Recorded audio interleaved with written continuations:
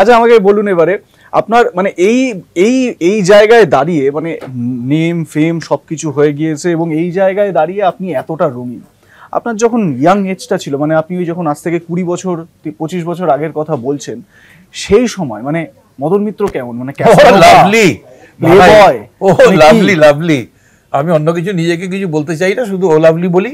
কিন্তু একটা আমি প্রশ্ন করছি, আমি যখন ছেলে বন্ধু নিয়ে যাই তখন কেউ কিছু বলে না, বলে লোকটার ভীষণ ভালো ক্যারেক্টার, কত লোক কত ছেলে পপুলার, পেছনে এত সাপোর্টার, আর যদি অতগুলো মেয়ে যায় বলে কি লুজ ক্যারেক্টার।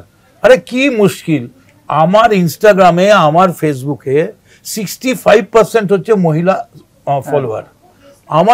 আমার ভোটারের আমি যা আমার পরিসংখ্যান করেছি এবং স্ট্যাটিস্টিক্স করেছি, সব 18 থেকে 25-এর মেয়ে, তারা যত ইয়াং জেনারেশন সব আমাকে ভোট দিয়েছে এবং ফোন করে করে ফেসবুক করে হোয়াটসঅ্যাপ করে আমাকে জানিয়েছে।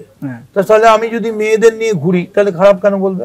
সেই তো তোমায় দেখতে হবে কোনো মেয়ে কোনো কমপ্লেন করছে কিনা। আমার নামে কিন্তু কোনোদিন থানায় কমপ্লেন হয়নি কোনো মহিলা সংক্রান্ত ব্যাপারে। তার কারণ মানে আমার এখানে একটা প্রশ্ন আছে, মানে মেয়েদের হ্যান্ডেল করার ক্ষেত্রে আপনি এতটা ফ্লেক্সিবল যে মেয়েরা কোনো কমপ্লেনই করবে না? কমপ্লেন করে না এই কারণে, কৃষ্ণ যেমন করতো আমিও সেরকমই করি, সবটাই ভার্চুয়াল করি, তো সেই জন্য কেসটা দাঁড়ায় না, 498-এর মামলাটা দাঁড়ায় না। ঠিক মানে আপনারা মানে কতটা কি বুঝতে পারছেন আমি জানি না, তবে অনেকেই অনেক কিছু বুঝে যাচ্ছেন, আর মদনদা খুব ভালোভাবে বুঝিয়ে। তোমায় আমি বলি, আমি স্বীকার করছি মহিলা ছাড়া জীবন ওষ্ঠাগত, মহিলা যদি না থাকতো এই পৃথিবী কবে অরণ্যে পরিণত হয়ে যেত। তো মহিলার সঙ্গে সম্পর্ক তো থাকবেই, তোমায় দেখতে হবে তুমি আইনের চোখে জাস্টিফাইড লাইনে আসো কিনা, গভীর রাত্রে কেউ কোনো কমপ্লেন করছে কিনা, বা তোমার স্ত্রী কোনো জায়গায় গিয়ে দাঁড়িয়েছেন কিনা। We are very happy married life, প্রচুর দিন বিয়ে হয়েছে, কোনোদিন বাপের বাড়ি যায়নি, এর থেকেই তো বেরিয়ে যাচ্ছে আমার সার্টিফিকেটটা। দেখো আমার বউ আমার পক্ষে, আই ডোন্ট কেয়ার এনিবডি, যাই হবে সেখানে গিয়ে ক্লিনটনের পাশে যেমন ওর বউ দাঁড়িয়েছিল, এখন মনিকা বলছে আমি কেন করলাম, কেন করলো বলো, বেচারি ও পাওয়ারে ছিল ক্লিনটনও পাওয়ারে ছিল, দুটোই ফেসে গেলি, অন্য লোক চলে এলো, ওইটুকুন নয় করেই ছিল, বলার কি দরকার ছিল, মেনে নিতিস, তারপরে যখন এখন তো মেনে নিচ্ছিস, এখন বলছিস না ক্লিনটন ভালো ছিল। তেমনি আমার বউ আমার সঙ্গে আই ডোন্ট কেয়ার এনিবডি, মাথা খুলে কান খুলে শুনে রাখুন, Madan Mitra doesn't care anybody because I have my wife with me. क्या बात, at the end of the day I belong to a very happy family. क्या बात, খুব সুন্দর মদনদা একেবারে জমিয়ে দিয়েছেন এই আসলে। আচ্ছা মদনদা, আমি কয়েকদিন আগেই একটা লেখা পড়ছিলাম যেখানে মাধবী দেবী বলছেন যে মানিকবাবু সত্যজিৎ রায় সেই সময় মানে একটা কথা তাকে বলেছিলেন, মানে তাদের সম্পর্ক নিয়ে তো অনেক আলোচনা হয়েছে, অনেক চর্চাও হয়েছে, তো উনি বলছিলেন যে সত্যজিৎ রায় বা মানিকবাবু একটা কথা বলতেন যে আমি এত পুরস্কার পেয়েছি, সমাজকে এত কিছু দিয়েছি, আমি এই দেশকে এত কিছু এনে দিয়েছি, তা আমার একটা অপরাধ কি সমাজ মেনে নেবে না, এইটা তিনি বলেছিলেন, এটা মাধবী দেবীর ইন্টারভিউতেও রয়েছে। তা আপনার কোনোদিনও এরকম ফিলিং রয়েছে যে আমার একটা অপরাধ কি সমাজ মেনে নেবে না? এটা আমার কখনোই হতে পারে না, কারণ আমার একটা অপরাধ নয়, আমার লক্ষ লক্ষ অপরাধ। তো ন্যাচারালি সত্যজিৎ রায় একটা অপরাধ মানার জন্য বলেছে, আমার লক্ষ অপরাধ মেনে নিয়ে সমাজ আমার সমাজের শিরোমণি করে রেখে দিয়েছে।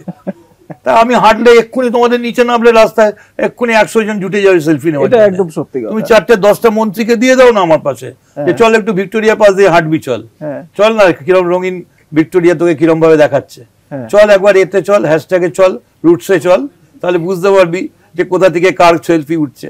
পুরো পেছনে ভিক্টোরিয়া, আমার ছবি, আর এই দিক থেকে সেলফি।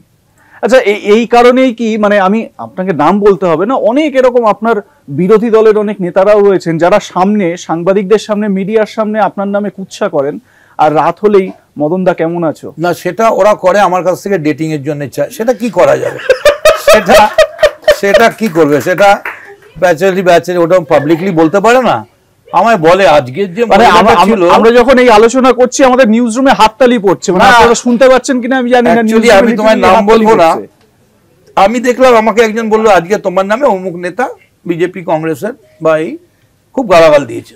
ওমা আমি দেখি আমার ফোন বাজছে, আমি ধরে বললাম হ্যাঁ রে আমায় গালাগাল করছিলে, বলে গুরু ছাড়ো না গুরু, আজকে যা ছিল না অসাধারণ, বলো আমাদের একটা চান্স দাও।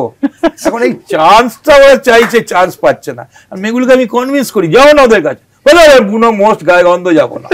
আমি কি করবো বলো, বলে তোমার মতো তো মাখতে হবে বারবারই, তুমি কেন এরকম, তোমায় বুঝতে হবে তো, তোমার স্মেলের জন্য চলে আসবে বাসায়। তো মুশকিল হচ্ছে যে তোমার ব্যাপারটা কিন্তু অরাজনৈতিক, হ্যাঁ কেউ রাজনৈতিক ভাবে নেবেন না, তখন আমি বলবো আমায় ওরা কথা দিয়েছিল রাজনীতির সঙ্গে এটা জড়াবে না, তাই আমি মন খুলে সব কথা বলে দিয়ে চলে গেছি। না না, এর মধ্যে কোনো রাজনীতি নেই, একেবারে অকপট অরাজনৈতিক কথা, একদম দিল খোলা। তবে এইটুকুন আমি বলতে পারি, আমি একমাত্র মদন মিত্র যে বলতে পারে তার কাছে বয়স কোনো ফ্যাক্টর নয়। 18 থেকে 50 এখনো অনবদ্য যে কোনো পজিশন থেকে খেলে দেবো, কোনো চাপ নেই, কোনো চাপ নেই, একদম ও লাভলি রাইট। এই মুশকিল হয়ে গেছে, আরে মানে কেলেঙ্কারি এমন এক একটা জায়গায় হয়ে যাচ্ছে। মোহনবাগান ক্লাবে গেছি পরশুদিন, মোহনবাগান ডে, এইবার আমি বক্তৃতা করে নেমেছি, ওর মধ্যে ও লাভলি লাভলি লাভলি, লজ্জা লেগে যায় তখন। তার মধ্যে আবার দেখি ঠিক যেই বুঝেছি দেখি ডান দিকে বা দিকে দুইজন দাঁড়িয়ে গেছে সেলফি। আর সেলফি তোলার সময় তুমি জানবে মহিলারা চুলটা 3 বার ঠিক করবেই আর একটু পাউট করবেই, ওটা তুমি আটকাতে পারবে না। আমি বললাম তোমার চুল খুব সুন্দর আছে, একটু। আপনি কি পাউট করেন? না, আমি পাউট ফাউট করি না, ওসব আমি পারি না। আমি নিজে, আমি মহিলাকে বলি যে দেখো তোমাকে খুব সুন্দর লাগছে, এই যে চুলটা একটু তোমার চোখটা সাইডে ঢেকে নিয়েছে, একটু মায়াবিনী মায়াবিনী লাগছে, মায়াবিনী লুক, একটা ক্যান্ডিড লুক। কিন্তু ওরা সেই না, এরকম দুবার করবেই, আমাকে ততক্ষণ অপেক্ষা করতে হবে। আপনার কোনটা, মানে এই স্ট্রেট হেয়ার পছন্দ নাকি একটু ক্যাসকেড? এরকম দেখো, মহিলা হলেই আমার পছন্দ, অত কিছু ব্যাপার নয়। আচ্ছা একটা কথা বলো তো, আমি যদি বলি পুরুষ হলে আমার পছন্দ, তুমি রাখবে না তো? এটা কি কোর্ট আদালতে আমায় খুব এ করবে? না। মহিলা হলে আমার পছন্দ, আমার নেত্রীর নাম মমতা বন্দ্যোপাধ্যায়, ভারতবর্ষের প্রধানমন্ত্রীর নাম ইন্দিরা গান্ধী, তা আমার মহিলা পছন্দ নয়? আজকে 51% মহিলা, আজকে লক্ষ্মী ভান্ডার বুমেরাং করে দিয়েছে। মমতা যদি লক্ষ্মী ভান্ডার না করে গণেশ ভান্ডার করতো, ওটা চলতোই না, কারণ গণেশ ভান্ডার করলে ছেলেরা বলতো পয়সাটা এই মোড়ের মাথায় কোথায় ফেলে দিলাম, কোথায় কোন দোকানে অনলাইনে দাঁড়িয়ে গেছে কে বুঝতেই পারছো তুমি, টাকাটা পেলেই দাঁড়িয়ে যেত লাইনে।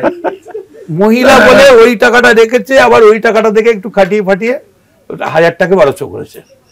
মহিলারা ওইটা দিয়ে কিছু বুনেছে, কিছু করেছে। মহিলা মানে মা মাটি মানুষ, এই মা মাটি মানুষ মানে সবটাই ম।